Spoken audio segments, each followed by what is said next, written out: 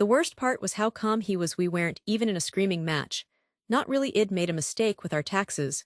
A stupid, careless error that was going to cost us a fee. I was flustered, apologizing, my hands shaking. As I held the notice from the IRS, I felt that old familiar feeling of being incompetent, a little girl in a woman's body. And he just stood there leaning against the kitchen doorway, watching me unravel. He didn't raise his voice. He didn't have to. He let me finish my frantic apology, and then he said it so quietly, so matter-of-factly, like he was commenting on the weather. You see, this is what I am always cleaning up after you're a nothing without me. Overwhelmed but informed, I also wrote down the things he said to me, the little digs, the ways he subtly put me down, seeing them written in my own handwriting, stripped them of their power. They were just words on a page, not definitions of who I was. And finally, I built a support system. I didn't tell everyone. I told one person, my oldest friend Sarah. I met her for coffee, and I just laid it all out: the comment, the bank account, the lawyer, the fear. I cried. She listened. And then she said the simplest. The physical changes were incredible, but the non-physical ones were what truly saved me. I had more energy than Id had in a decade. I was sleeping through the night, a deep, dreamless sleep that left me refreshed. The constant fog of anxiety that had followed me for years began to lift. My mind felt clearer, sharper. The time I spent running on the treadmill or pushing through a final rep became a form of moving meditation. All the noise, the self-doubt, the echoes of his voice, they would quiet down. There was only the rhythm of my breath and the burn in my muscles. I realized I was no longer exercising out of anger. The anger had been the kindling, but it wasn't sustainable. The fire was now fueled by something else, something warmer and more powerful. It was self-respect. It was the sheer joy of feeling capable. This internal shift began to radiate outward, changing my presence in the world. People started to treat me differently. It wasn't just about looks. It was about the energy I projected. Colleagues would comment on my discipline. Friends noticed a new lightness in my step. But the most important change was how I carried myself. I walked taller, my shoulders back, my gaze straight ahead. I found myself speaking in meetings with more conviction, not apologizing for my ideas. Before I even shared them, I could hold eye contact without flinching. I rediscovered a sense of pride, not in an arrogant way, but in a quiet, deeply felt way. I was proud of what my body could do. I was proud of the discipline I had cultivated. This body was no longer an object to be critiqued. It was an instrument of my. I had a moment of clarity about 6 months in. I was looking at a progress picture, comparing it to the photo Id taken on that first day. The physical difference was stark, but it was the expression in my eyes that struck me the most. In the first picture, my eyes were sad, defeated. In the new one, there was a calm confidence. And I realized then that the revenge I had been chasing wasn't about him at all. The ultimate victory wasn't going to be making him regret what he said. The victory was that I no longer cared what he thought. I had become my best self. For me, the revenge was my own happiness. The universe has a funny way of setting up these tests. I was at a coffee shop downtown, waiting in line, completely absorbed in my own thoughts. I felt a tap on my shoulder. I turned around, and there he was, my ex-husband. The shock on his face was immediate and total. His eyes did a quick scan from my head to my toes, and then back up again. His mouth was slightly agape. He looked older, tired. The confidence he'd always carried seemed to have drained away. He stammered out a hello. You look different, he managed to say. And in that moment, I felt nothing, no surge of triumph, no desire to gloat, no residual anger, just a calm, quiet indifference. I smiled, a polite, genuine smile. Thank you, I said. I've been working on myself. The conversation was brief and awkward, mostly on his part. He kept looking at me like he was trying to solve a puzzle. He mentioned he'd heard I was doing well. I just nodded when I got my coffee and said it was nice to see him. I actually meant it. It was nice to have that final confirmation. As I walked away, the warm cup in my hand, I felt a profound sense of peace. His opinion was a relic from a past life, a life that belonged to a different person.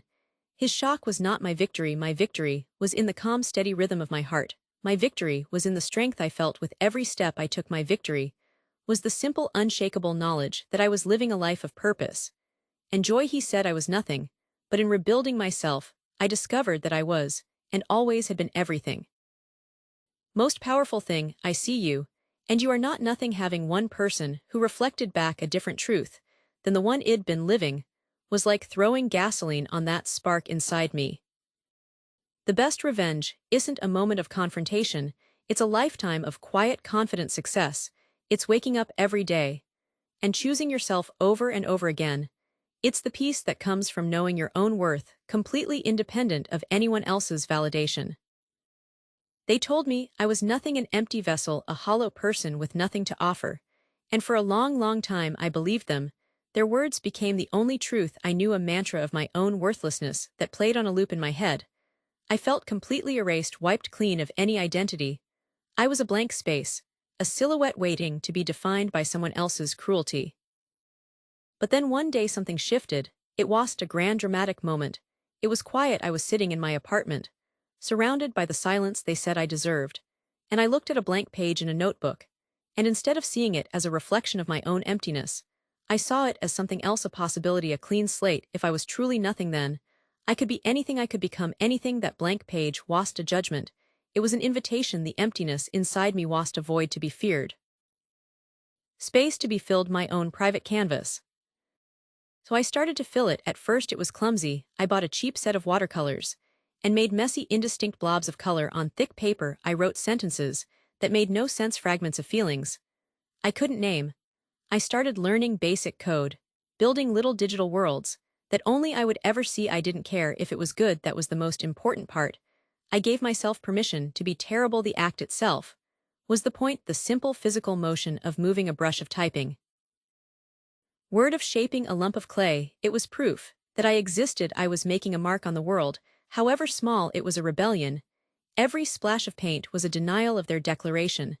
They said I was nothing, but here was something I had made. It was tangible, it was real, and it was mine.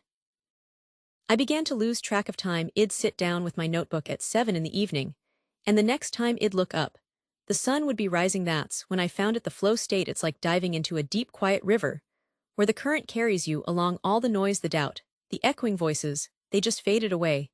There was only the work, the rhythm of my breath, the focus required to mix the exact shade of blue.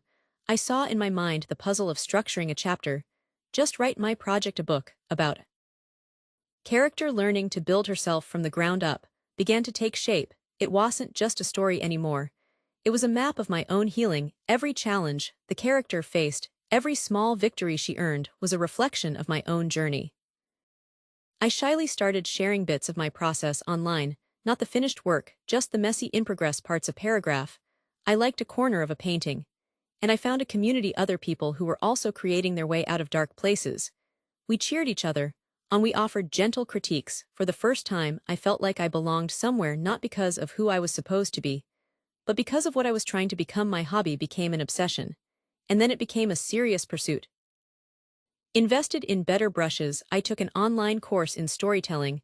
I started to see myself not as a dabbler, but as an artist, a writer. This was my purpose. This passion was the engine of my new life.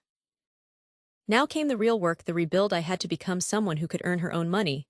But what could I do? I had a college degree in marketing that I'd never used. I'd been a stay-at-home mom for 8 years. My resume was a list of PTA meetings and soccer practice carpool schedules. I started by inventorying my skills. I was organized. I was a good writer. I was great at coordinating schedules and events, which is basically what I'd been doing for my family for years. Project management. I looked. The day I decided to launch my work into the world was one of the most terrifying days of my life.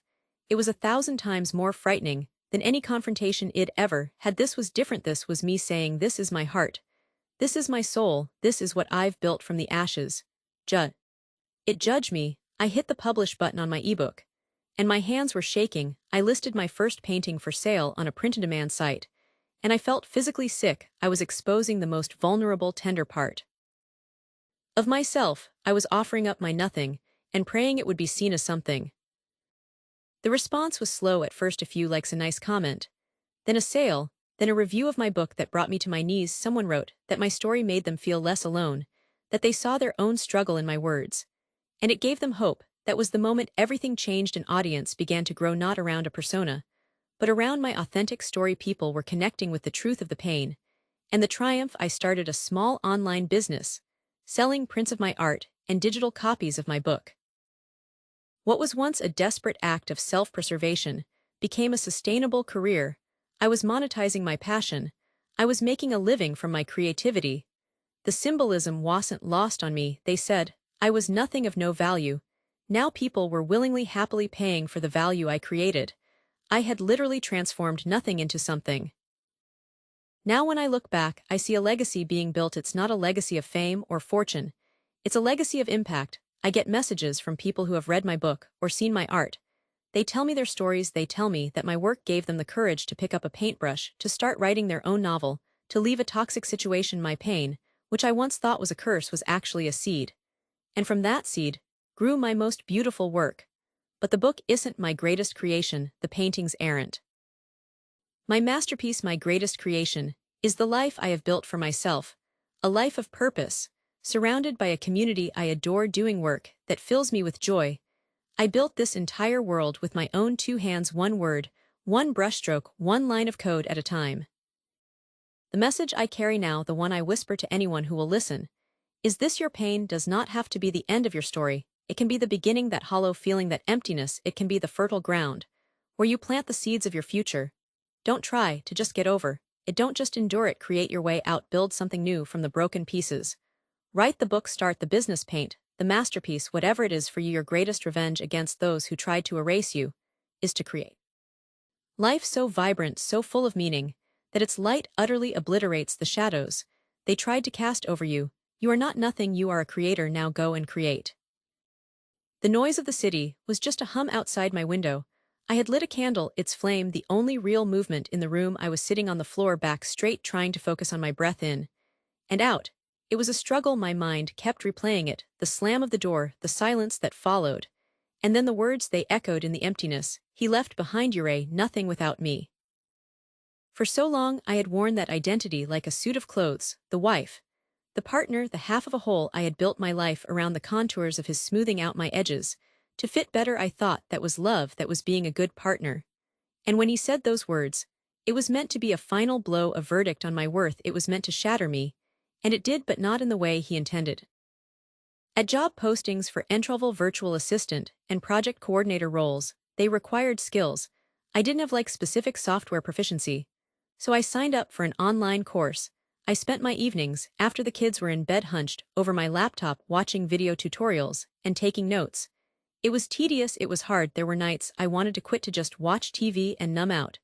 But I'd remember the look on his face, the cold certainty in his voice, and I'd go back to the.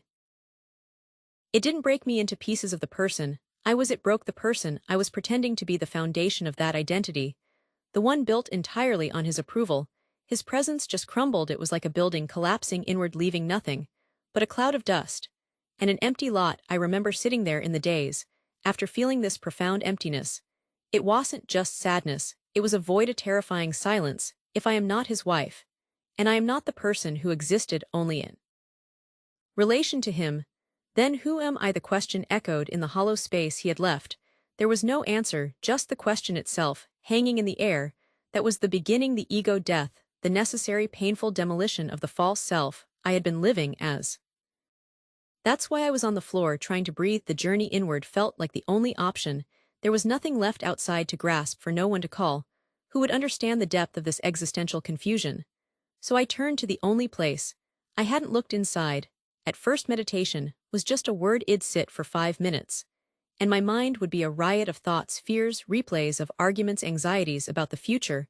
I felt like a failure at it, but I kept showing up. I started to think of it not as achieving silence, but as sitting in the audience of my own mind, watching the thoughts parade across the stage, without having to get up and join them.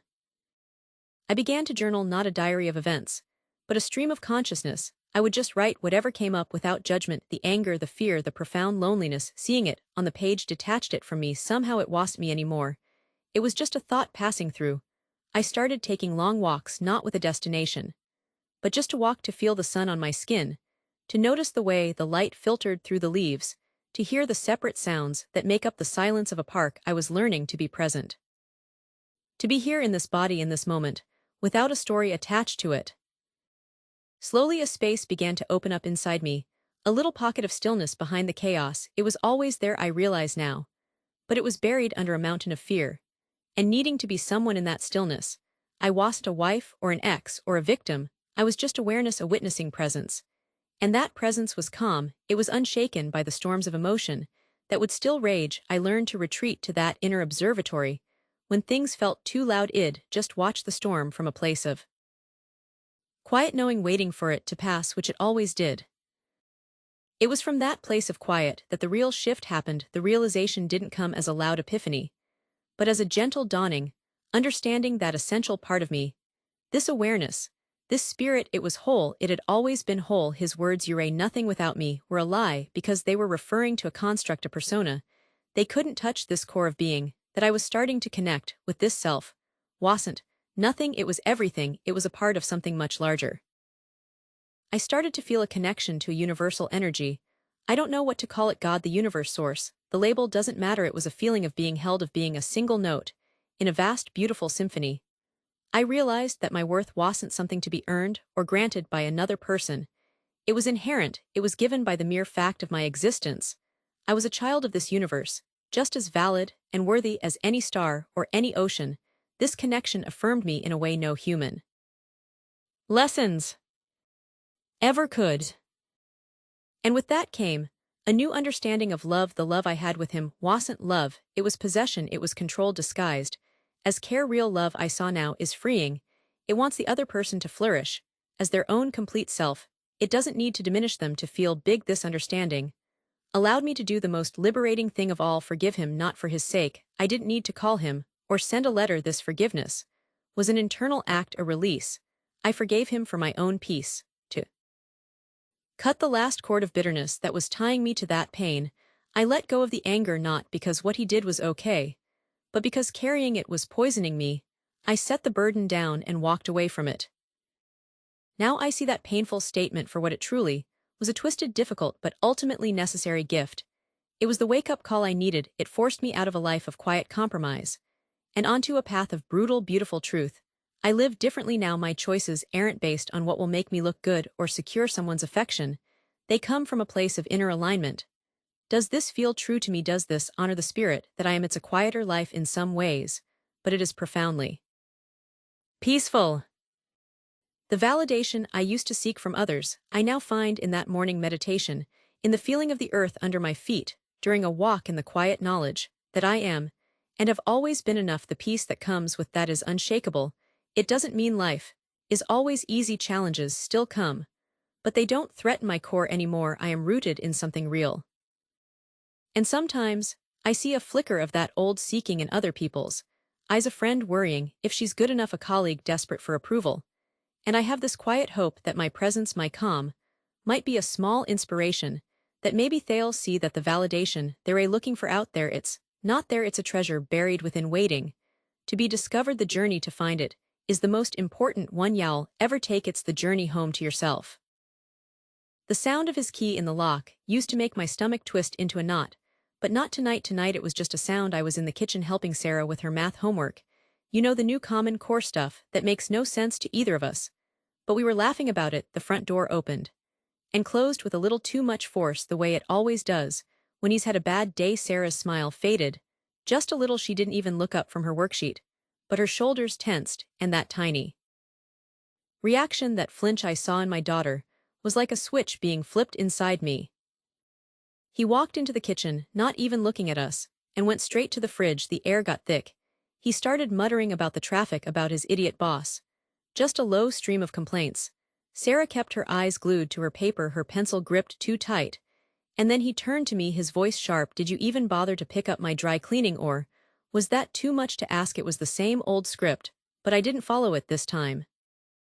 I started small. I created a profile on a freelancing website and bid on tiny low-paying jobs, writing product descriptions, managing a small business social media calendar. For a month, my first gig was for $50. It was for a woman who sold handmade soap. She needed someone to write blurbs for her new line. It took me hours.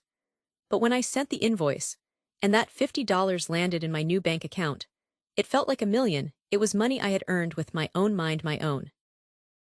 I looked at Sarah. I saw the way she was trying to make herself small, invisible, and I knew right then, with a clarity that was almost painful, that I couldn't let this be her normal anymore. I couldn't let her grow up thinking that love sounds like this, that a home feels like this, a place where you walk on eggshells waiting for the next storm to break. I stood up slowly. My voice was quiet, but it didn't shake. We need to talk. In the other room, he scoffed. But I was already walking towards the living room.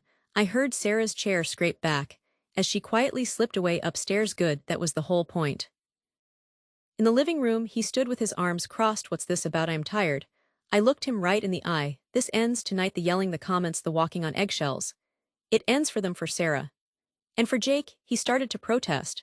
But I held up a hand. No, you don't get to argue about this. This isn't a negotiation. The children will not be raised to believe that this tension, this disrespect, is what a family is. They deserve peace. They deserve a home where they don't have to be afraid of the sound of a door opening. I told him he needed to leave, that we would figure out a schedule, a proper co-parenting plan. But he could not stay in this house another night. The words came out of me not with anger, but with a finality that surprised even me. This wasn't about me and him anymore. This was a wall I was building around my children, a boundary made of pure maternal instinct. He called me a few names, said I was being dramatic, that I was nothing without him. But the words just bounced off. They had no power anymore. All the power was in Sarah's quiet footsteps, going up the stairs in the safe space I was determined to create for her. That was the only thing that mattered. The first few months were a crash course in detachment. Every text message from him was a landmine. A simple "what time is the dentist appointment" could be followed by 5 messages, critiquing my parenting, my career, my life. I had to learn a new language, the language of business. I stopped responding to anything that wasn't directly about the children's schedule, health, or education. My replies became short, factual, and unemotional. Appointment is at 3 p.m. I will drop them off at your place at 6. That's it. No how are you, no extra details. It was like building a firewall word by word. I started a journal. I know it sounds extreme, but it was my armor. I documented every pickup and drop-off, every time he was late, every snide remark made in front of the kids. I kept every text message. It wasn't for a lawsuit. Not really. It was for me. On the days I felt weak, on the days he would try to pick a fight, I could look at that journal and see the pattern. It was my proof that I wasn't crazy, that this was necessary. It gave me the strength to hold the line. And I poured every ounce of energy I had into building our new life, our home. My home became a sanctuary. I let the kids pick out a new couch cover, a bright, cheerful blue. We started Friday movie nights with popcorn and blankets fort. The rule was simple: no talk of Dad's house or Mom's house. This was just our house. The silence when he first left was deafening. But slowly it was filled with a different kind of noise, the sound of real laughter. Not the nervous kind, the sound of Jake practicing his skills. No one could take credit for it. No one could say they'd helped me. That small victory built a confidence in me that was more solid than anything I'd ever felt before. Trumpet without worrying. It was too loud. The sound of Sarah singing along to the radio in her room. I saw the change in them. Their grades stabilized. They started bringing friends over again, something they'd stopped doing towards the end of the marriage. Jake's teacher mentioned he seemed more focused in class. Sarah started talking to me about her day again. Really talking, not just giving one-word answers. Their thriving was my report card. It was the confirmation every single day that I had made the right choice, the hardest choice, but the right one. I never sat them down and gave a big speech about strength. Kids don't learn from speeches, they learn from what they see. They saw me get up every morning, even on the days I wanted to pull the covers over my head. They saw me make breakfast, pack lunches, go to work, come home, help with homework, and still find the energy to ask about their day. They saw me struggle, sure, they saw me tired, but they never saw me break. They saw me pay bills, online, figure out how to fix the garbage disposal by watching a YouTube video, handle a flat tire all by myself. The most important lesson happened at the dinner table. Jake had mimicked a phrase he'd heard his dad say, something a little disrespectful. I didn't get angry. I just put my fork down and looked at him. I said, in this house, we speak to each other with respect. That's our rule. It was that simple. I didn't say your father is wrong. I just stated what our standard was. I was defining our world for them brick by brick. I made a vow to myself never to badmouth him to the kids. It was the hardest part when he'd forget a birthday or show up late. The words would burn on my tongue.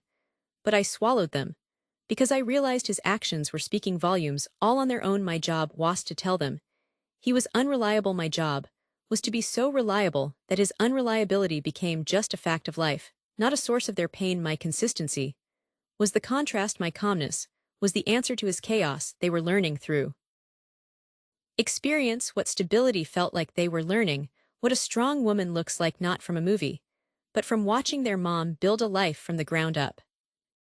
It's been 2 years now. Last Sunday was Jake's 12th birthday. We had the party here in the backyard. The kids were running through the sprinkler id set up laughing and shrieking. Sarah was helping me set out the plates for the cake. The sun was warm, music was playing from the kitchen window, and the air was just filled with this easy, joyful noise. It was a picture of a happy family, a redefined family, but a complete one. And then I saw him. His car was parked across the street. He was early for pickup, but he hadn't come to the gate. He was just sitting there watching. He saw Jake, taller and more confident than he'd ever been, being chased by his friends. He saw Sarah, no longer a nervous little girl, but a bright, smiling young lady joking with me as she licked frosting from her finger. He saw the blue couch cover through the sliding glass door, the colorful yard, toys, the life we had built. He saw it all without being a part of any of it. Learning to budget that money was another mountain to climb. For so long, money had been this abstract thing. He managed it, ask for it, he'd give it. And there was always a layer of judgment, of interrogation. Now I had my own little pool of money. I opened a spreadsheet, and I created a budget, a certain percentage for my courses, a percentage for savings, a tiny percentage for myself, for a coffee out, for a new book. Making those decisions, seeing the numbers add up based solely on my effort, was incredibly empowering. He was smiling. He just looked, I don't know, he looked like he was seeing a photograph of a life he was no longer in. And in that moment I didn't feel triumph, I didn't feel revenge. I felt a deep, settled peace. This was the final picture, not me yelling, not me proving a point, but my children happy and whole, living a life full of love and laughter, in a home I created for them. His words from that last night in the kitchen ear, nothing without Methy, echoed, but they were empty. He had to watch me be everything without him, a mother, a provider, a force of nature. The greatest power move wasn't winning an argument or getting the last word. It was this: it was raising a son who respects women because he respects his mother. It was raising a daughter who knows her worth because she sees her mother living hers. My legacy isn't the divorce decree or the house I bought. My legacy is the two amazing humans in that backyard who will go into the world knowing what real strength looks like. They will know that love shouldn't hurt, that home should be a safe harbor, and that their mother loved them enough to build one all by herself. That's the victory, that's everything. I was learning the language of independence, and I was becoming fluent. Then came the moment I realized the shift wasn't just external. It was a Tuesday evening. He was complaining about something at work, a problem with a client report. It was a complex data analysis issue, the kind of thing that would have made me feel stupid and inadequate before. But as he talked, I realized the software he was struggling with was the same software I'd just spent 6 weeks mastering for my freelance work. The old me would have stayed quiet, nodded sympathetically. The new me took a slow. The words didn't land like a slap, they sank like a stone deep into my stomach, cold and heavy. For a second, there was just this ringing silence in my head. All the noise of my panic just stopped. And in that silence, something broke, but it wasn't me. It was the illusion that his control was care, that his criticism was guidance. I looked at him, at his smug, certain face, and I saw our entire relationship laid bare. This wasn't a one-time insult hurled in anger. This was the foundation, this was the breath. And said, that function is tricky. Have you tried using the pivot table filter? It can isolate the data set you need. He stopped talking and just stared at me. There was confusion on his face. And then something else, a flicker of respect in that moment. I wasn't looking to him for validation. I was offering him a solution. The power dynamic in the room had fundamentally changed. I was no longer the student, I was becoming the peer. The final phase wasn't about him at all, it was about me. I looked back at the journal entries from just a few months prior, at the terrified woman writing down her first independent act, and I barely recognized her. I had a growing freelance business. I had savings. I had a network of clients who valued my work. The feeling wasn't just about proving him wrong anymore. That had been the initial fuel. But the engine was now running on something else. It was running on my own ambition, my own curiosity about what else I could do. I was no longer defined in opposition to him, the woman, becoming everything to refute his claim that I was nothing. I was simply myself. I was the architect of my own days, the creator of my own security. My worth was no longer a verdict he got to deliver, it was a project I was building brick by brick, every single day. The journey is hard, it's lonely sometimes, it's filled with doubt. But the destination is a quiet, unshakable knowing. It's the understanding that your worth, your capability, your potential is not defined by anyone else's perception, no matter how loudly they state it, or how deeply you once believed it. It is yours to discover, to nurture, and to claim. And once you taste that freedom, that power of being the sole author of your life, you will never ever give the pen to anyone else again. The phrase itself seems so simple, doesn't it? Just a handful of words strung together, you're a nothing without me. But it's never just a phrase, it's a weapon, a carefully crafted tool, designed for a single purpose: control. I want to talk about that, to really deconstruct what those words mean, because understanding the mechanism is the first step to disarming it. It's not a statement of fact. If it were, you could argue with it, you could present evidence to the contrary. But that's the point. It's not meant to be debated. It's meant to be absorbed. It's a seed of doubt planted deep in your psyche. And it's watered every single day with little comments, with criticisms, with a constant undermining of your confidence. The goal is to make you believe that your entire existence, your value, your ability to function, is contingent upon their presence in your life. This is where it connects to bigger concepts like gaslighting, because when someone tells you that you're a nothing without them, they are systematically rewriting your reality. They are forcing you to distrust your own memories, your own capabilities, your own strengths. You start to think, well, maybe they're right, I did manage things before them. But was I truly happy? Was I really successful? They teach you to invalidate your own past. It's emotional abuse, plain and simple. It's a strategy to create dependency, to groom you into needing them so much that you can't conceive of a world where they aren't the center. And when you look closely, the motivation behind it is never genuine strength or superiority. It's the exact opposite. It's a deep, festering insecurity. A person who is truly confident, who has a solid sense of self, doesn't need to tear someone else down to feel tall. Their need to make you feel small is a direct reflection of how small they feel inside. They borrow their sense of power from your diminishing sense of self. It's a transaction, but you're the only one paying the price. The intended effect is to shatter your self-esteem, to make you compliant. If you genuinely believe you are nothing without this person, then what choice do you have but to stay, to tolerate the unacceptable, to silence your own desires and opinions? Because after all, what value could they possibly have? You become a prisoner.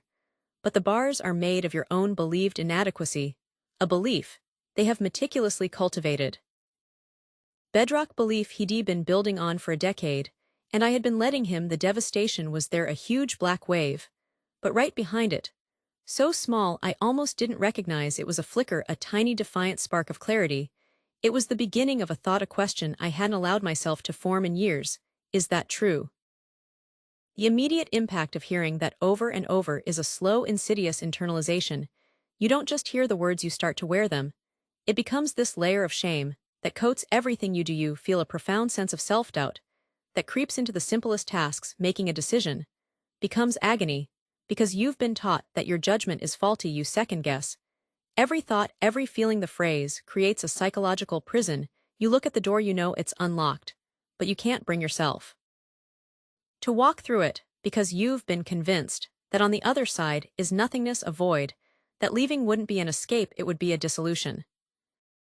And this creates an intense conflict within you. A part of you, the core part that remembers who you were, knows it's wrong. It screams that this isn't true, but the emotional weight of the words, the constant reinforcement, is so heavy that it drowns out that inner voice. This is cognitive dissonance at its most painful. You know one thing intellectually, but you feel another thing emotionally. The tension of holding those two opposing truths is exhausting. It's why people stay in toxic environments for so long. The emotional brain, the part that has been trained to feel worthless, often wins out over the logical brain that can list your accomplishments. The fear of the unknown they've created for you feels more real and more terrifying than the familiar pain you're living in. The road to reclamation, to getting yourself back, is a journey of rewiring your own mind. It doesn't happen overnight. The first step, the most crucial step, is naming the abuse for what it is. You have to say it out loud to yourself, and then to someone you trust. This is emotional abuse. This is a control tactic. Breaking the cycle of denial is like taking a sledgehammer to the first wall of that prison. It's admitting that you are not the problem, the dynamic is the problem. For me, that meant seeking professional therapy. I needed a guide, someone with a map, because I was too lost in the forest of my own trauma to find my way out alone. Therapy provided a safe space to unpack all of it, to examine the lies I'd been told, and separate them from the truth of who I am. It was about addressing the trauma, the PTSD-like symptoms that come from living under that constant psychological threat, the hypervigilance, the anxiety, the feeling of being constantly on edge. A therapist helps you understand that these are normal responses to an abnormal situation. They are survival mechanisms, not signs of weakness. A huge part of the work was cognitive reframing. This is the practical day-to-day work of rebuilding. It's about actively challenging that negative core belief. They implanted I am nothing without them. Every time that thought would pop into my head, I had to stop and challenge it. I would literally talk back to it. It'd say, "Is that true? What is the evidence?" And I would list the evidence. I managed a household budget. Before I met them, I held down a job. I had friends who cared about me. I navigated the world successfully for decades. I would look at old photos of myself from before, and I would see the light in my own eyes. That was me. That is me. It's about building a new internal narrative brick by brick. The old narrative was written by them. The new one had to be written by me based on factual evidence of my own capabilities. It felt silly at first, like I was just pretending. But over time, those new thoughts, those affirmations based in reality, started to create new neural pathways. They started to feel more true than the old toxic mantra. The next few days were a blur. I functioned on autopilot, making dinners, doing laundry, smiling when I had to. But inside, that spark was growing. It needed a plan, it needed action. I couldn't fight a feeling with a feeling, I had to fight a belief with proof. The first thing I did on a Tuesday morning, after he left for work, was drive to a bank. We didn't use my hands were sweating. As I filled out the forms to open a checking account, in just my name, it felt illicit, like I was committing a crime. And that journey, as painful as it was, led me to a place I never expected, a place of thriving. This is what they call post-traumatic growth. It's the understanding that, while I would never choose to go through that again, the process of surviving it and overcoming it fundamentally changed me for the better. It made me stronger in a way that can't be taken away. It forged a self-awareness that is now my greatest shield. I learned painstakingly how to set firm, healthy boundaries. I learned to recognize the early warning signs of controlling behavior in any relationship, whether romantic, familial, or professional. I learned that no is a complete sentence. I learned that my needs and feelings are valid and deserve to be heard. Most importantly, I became a source of strength for myself. I stopped seeking that external validation that made me so vulnerable in the first place. My sense of worth is now internally generated. It comes from my own actions, my own integrity, my own kindness. It is not something anyone can give me, and therefore it is not something anyone can take away. The ultimate lesson, the one I want to share with anyone who hears an echo of my story in their own life, is this: words can hurt, they can cut deep and leave scars. But they do not have the power to define you unless you grant them that power. The phrase, "You're a nothing without me," was a reflection of their emptiness, not my worth. My fight back wasn't about fighting them. It was about fighting for myself. It was about reclaiming the narrative of my own life. And in that reclamation, I found a voice that is truly my own self, that is everything, with or without anyone else. Okay, let's begin. I don't really know why I'm doing this. I think I need to see it to say it out loud to someone, even if it's just a camera. My hands are shaking so much I can barely hold the phone steady. He's in the other room. He thinks I am asleep. He said a lot of things tonight, but the one that just it stuck on a loop in my head. We were arguing about money, about nothing really, the same old fight. And he just got this cold look in his eyes. He said, "You need to get it through your head. Without me you are nothing. You have nothing. You are nothing." And the worst part, the absolute worst part, was that for a second I believed him. It was like a switch flipped inside me, and all the air just left the room. I felt so small. I looked around at this house, at my life, and I thought, maybe he's right. Maybe this is all I am, just an extension of him, a shadow. And when he doesn't want the shadow anymore, it just disappears. So I am recording this. This is my baseline. This is me at what I hope is rock bottom. My face is all puffy, my voice is shaky, and I feel like I'm going to throw up. But I need to see if he's right. I need to ask the camera, because there's no one else to ask right now. Am I nothing? Is that true? I need to find evidence that it's not. I need to find just one piece of proof that I am something, anything. When the teller handed me the temporary debit card, it felt like a key to a room he couldn't enter. That same afternoon, I went to the safe deposit box at our main bank. I told the clerk I needed to check some documents. My heart was hammering against my ribs, As I slid the long metal box out, I took my passport, my social security card, my birth certificate, the title to the car that was in my name. I put them in my bag, closed the box, and walked out. It was the first tangible thing. I did it, I told Sarah. I called her this morning, after he left for work, and I just word vomited the whole thing. I was so scared she would dismiss it, or tell me I was overreacting, that all couples fight. But she didn't. There was just this silence on the other end of the line. And then she said, pack a bag, I am coming to get you. You're staying with me, just like that. No questions, no judgment, just immediate solid support.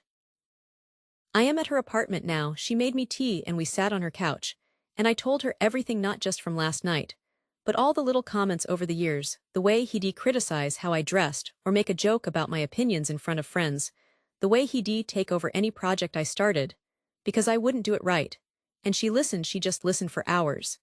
And then she looked at me and said, it's not true, none of it is true, you are one of the strongest people I know. Hearing someone else say it, it was like a life raft. It was an anchor in all this chaos. I've been so isolated for so long. I forgot what it felt like to be believed, to be validated. After I talked to her, I went online. I found these forums for people who have been through emotional abuse, and I spent hours just reading post stories that sounded so much like mine, the same patterns, the same words, the same feeling of being slowly erased. And I started posting just little things, introducing myself, saying I was new and scared. And the responses, I wasn't prepared for the kindness messages from people all over the world, telling me I wasn't alone, that I was brave for reaching out, that it gets better. It's this whole invisible network of people who just get it. They understand the specific pain of having your soul questioned. And they're all there, in the middle of the night, offering support to a complete stranger. It's humbling. Small victory, huge victory. Actually, I got a job. It's just a part-time thing at a little bookstore downtown. But it's mine. I had my first shift today. It was scary learning the register, talking to customers. But it felt good. It felt like I was using a part of my brain that had gone to sleep. And today I got my first paycheck. It wasn't much, but I went to the bank, and I opened my own account. My name is the only name on it.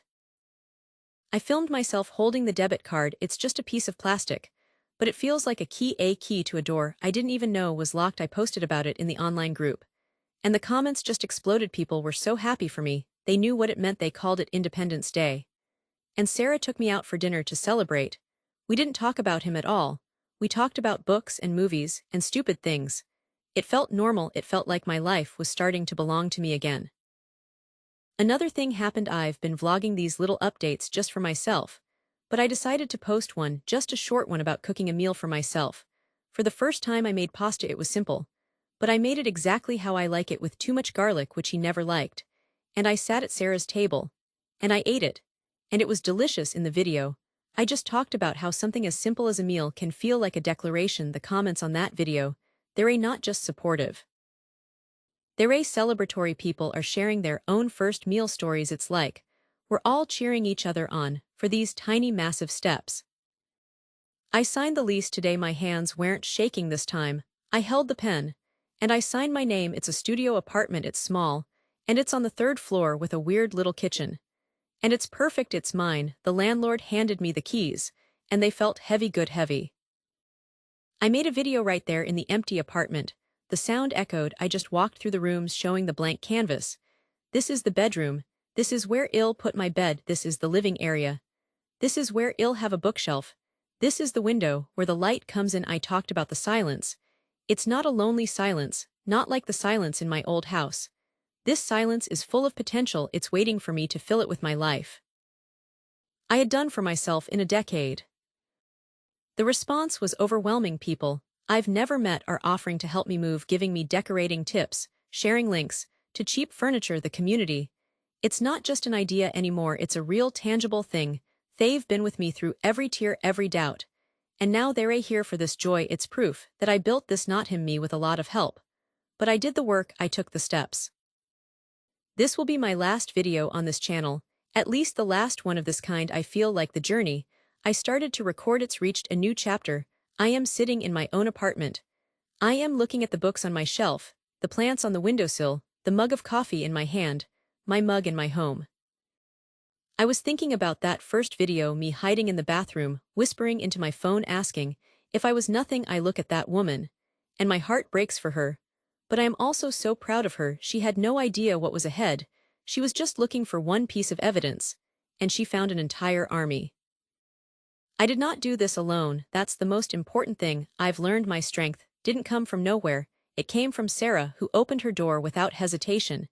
It came from every single person in that online group who shared a story or sent a kind word. It came from the comments on these videos that became this chorus of encouragement. Healing isn't a solo mission, it's a community project. This channel, these recordings, they started as a cry into the void. But the void answered back, and now, this space has become something else. I am going to leave all the videos up. I am getting messages every day from people who are just starting their own journey, saying that seeing mine has given them hope. So this will stay here as a resource, as a testament. My closing message is the one I needed to hear on that first night. You are not nothing. The words someone uses to try and break you, they are a reflection of their own emptiness, not yours. You are everything. You are capable of so much more than you can imagine right now. And you do not have to find that proof alone. There are people waiting to help you see it. You just have to be brave enough to hit record, to send the text, to make the call. Your community is out there, I promise. The room was very quiet after he said it. The words hung in the air, sharp and final. You are nothing without me. He said it with such certainty, like he was stating a simple fact, like the sky is blue. And I just stood there. I didn't flinch. I didn't argue. I just looked down at my hands. And I let my shoulders slump a little. I made my breathing shallow. I became small. I became exactly what he wanted to see in that moment. Because something inside me had clicked like a key turning in a lock. I didn't even know existed. The hurt was there, a hot, sharp sting. But it was immediately buried under something colder, something far more determined. This wasn't a moment for emotion. This was a moment for strategy. I remember the feeling of the floorboards under my feet, the slight chill in the air. I focused on those physical things to keep my mind from spiraling. I nodded, just a tiny, almost imperceptible movement. I even whispered, "You're right." It tasted like ash in my mouth. But it was necessary. It was the first move in a game I had just decided to win. My life depended on him, believing he had already won. So I played the part. I was the dependent partner, the one who couldn't function without his guidance. His money, his presence. But now every gesture, every downcast look, every quiet agreement was a conscious choice. I was an actor on a stage. And my performance had to be flawless. I went about the rest of the evening like nothing had happened. I made dinner. I cleaned up. I asked him about his day. And all the while my mind was working, observing, filing away information. I noted his routines, the times he was most distracted, the places he never looked. I was gathering intelligence from right under his nose. And the next step was the scariest. I hired a lawyer. I didn't know if I wanted a divorce. The word was still too big, too final. But I needed to know what the landscape looked like. I found a family law attorney who offered a low-cost initial consultation, sitting in her office with its sleek furniture and framed diplomas. I felt like an imposter, but I made myself say the words. My husband is financially controlling. I have no independent income. I need to know my rights. She was kind, but direct. He saw only what he expected to see, my submission. That night, lying awake next to him, while he slept, the plan began to form. It was like a blueprint unfolding in the dark. This wasn't about running away in a blind panic. That's how people get caught. That's how people get hurt. This was about building an exit brick by invisible brick, until I could simply step through it and disappear. The first and most difficult part was financial. He controlled all the money. Every cent was accounted for, but I started to find the cracks. He'd give me cash for groceries, and I'd shave off $5. I'd say something cost more than it did. I started using coupons, religiously presenting the savings to him like a trophy, while secretly pocketing the difference. It was painstaking, a few dollars a week. I felt like a squirrel storing nuts for winter. I found an old coffee can in the back of a cabinet, and that became my bank. I wrapped the money in a plastic bag and buried it deep in the coffee grounds. He never drank coffee. It was a small, stupid hiding place, but it felt like a fortress. The grocery store became my headquarters. I'd take the long way there, just to have time to think. I started using the library computers to research women's shelters, legal aid for protective orders, how to get a new social security number. I read stories from other women who had done this. I learned about the importance of documentation. So I started my own record in a small spiral-bound notebook I bought for $1 at a thrift store. I began to write down everything: the dates, the times, the Things he said October 12th, 8:30 p.m., told me I was nothing took my phone away. Because I talked to my sister for too long, I didn't write down my feelings. I just wrote the facts, it was evidence. I kept the notebook hidden in a box of tampons. He would never ever look there, it was my secret history, my proof that this was real. Then came the go bag. This was the most dangerous part. I had to assemble a life in a bag, without any trace of it existing, an old gym bag from the back of the closet. I started adding things slowly.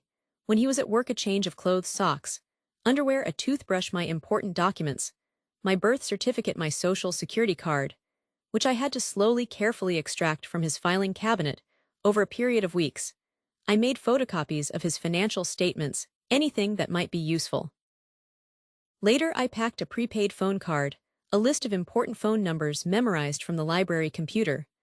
I added a small photo of my mother. Each item I added felt like a tiny rebellion.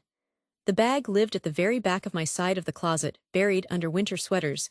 Every day I'd check on it, just a glance to make sure it was still there, still secret. It was my promise to myself, it was real. The planning was meticulous. I decided on a day, a Tuesday. He had a long meeting across town that would keep him out from 10 until at least 4. That was my window. I rehearsed it in my head 100 times. Wake up, make breakfast, act normal, kiss him goodbye, watch his car disappear down the street. Then move, don't think, just execute the night. Before, I didn't sleep at all. I lay there next to him, listening to his breathing, feeling the weight of the life I was about to leave behind. It was a terrifying, exhilarating feeling. This man thought he owned me, thought I was incapable of anything, and tomorrow I would prove him wrong. Laid out the realities of spousal support, of asset division, of the legal process. It wasn't about making a decision. That day it was about arming myself with information. Knowledge, I learned, is the ultimate antidote to fear. The morning was a blur of normalcy. I made eggs, I poured coffee. I smiled, my heart was beating so fast I was sure he could hear it. When he finally left, the silence in the house was deafening. I stood at the door for a full minute just listening. Then a calm descended over me. It was time. I went to the closet. I pulled out the gym bag, I grabbed the coffee. I didn't look back.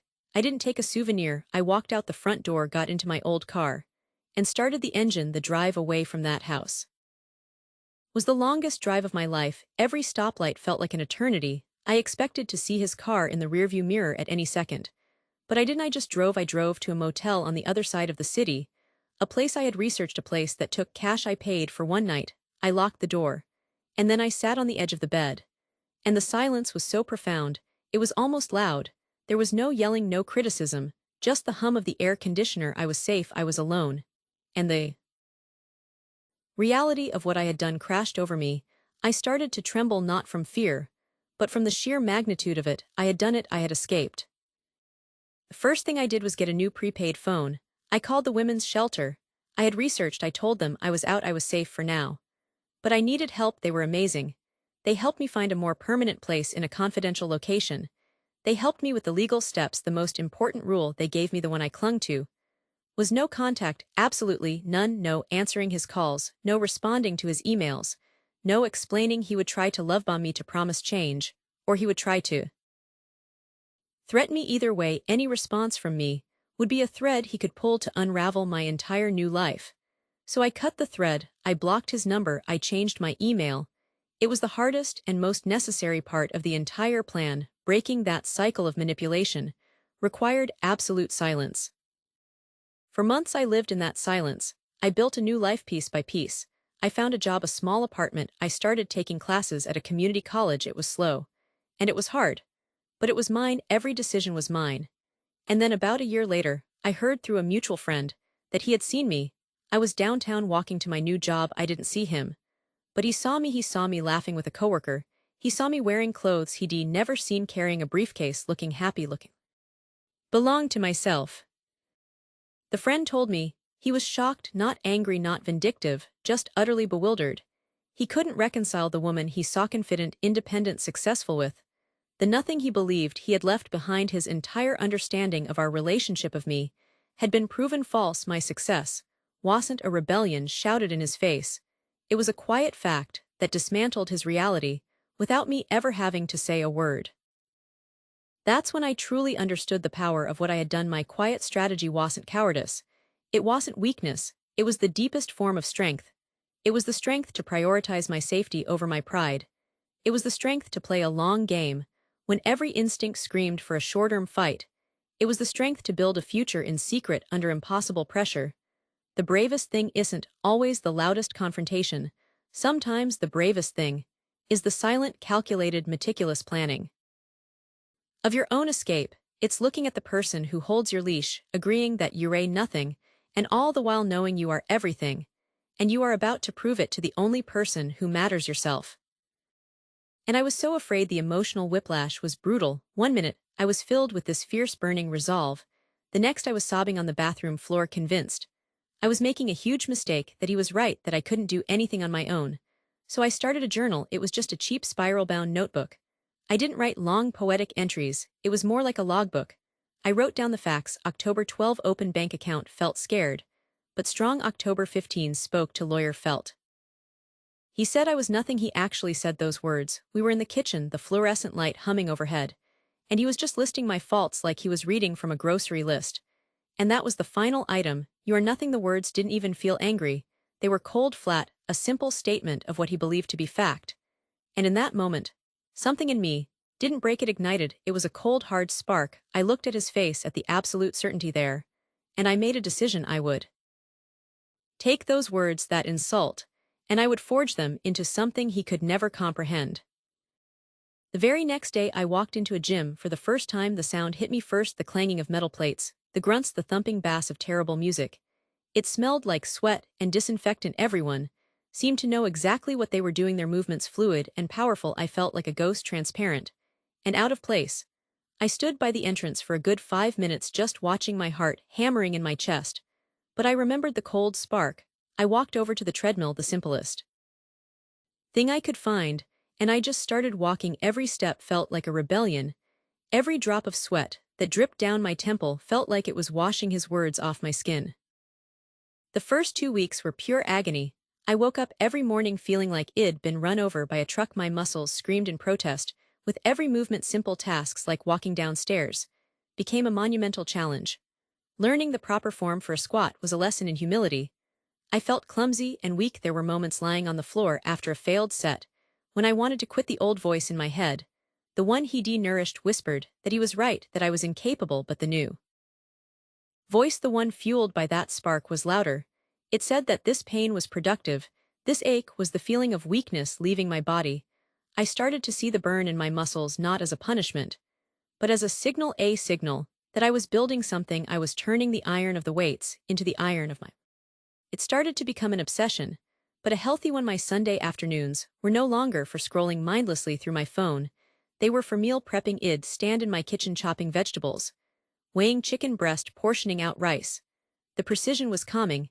It was a system I could control, an equation where effort always equaled results. I devoured training plans, learning about progressive overload, about macros, about recovery. It was like learning a new language, the language of my own body. I started tracking my progress, not just in the mirror, but in the numbers, adding 5 more pounds to the barbell, running for 5 more minutes. These small victories became my currency. And then the changes became visible. It wasn't overnight, but one day I caught my reflection in the gym window, and I didn't immediately look away.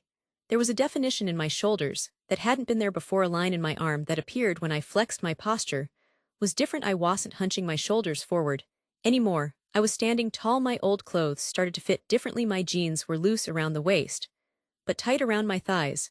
I had to buy new workout tops because my back and shoulders had grown. It was surreal. I was literally reshaping the container of my life.